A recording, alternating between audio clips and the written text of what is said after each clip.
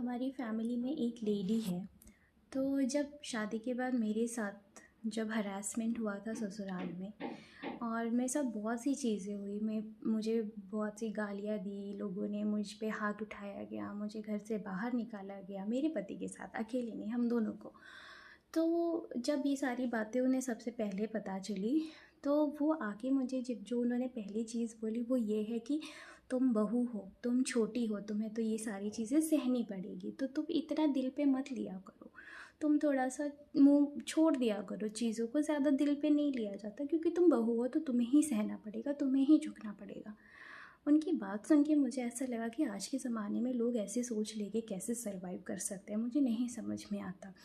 और आज जब मैं देखती हूँ उनकी बेटी को, तो उनकी बेटी इतनी मुँहफट है, इतनी सेल्फ़िश है, इतनी ईगोइस्टिक है, वो खुद के माँ बाप की इज़्ज़त नहीं करती है, पूरे घर परिवार के सामने अपने माँ बाप की बेइज़्ज़ती कर देती है। तो मुझे अब ये रियलाइज़ होता है कि उसे ऐसा बनना पड़ा, क्योंकि अगर वो ऐसी नहीं बनती तो उसके खुद के माँ बाप ही उसका जीना हराम कर देते। क्योंकि जब आपके माँ बाप ऐसी सोच लेके चलते हैं ना, तो आपको ही रेबेल बनना पड़ता है ज़िंदगी जीने के लिए।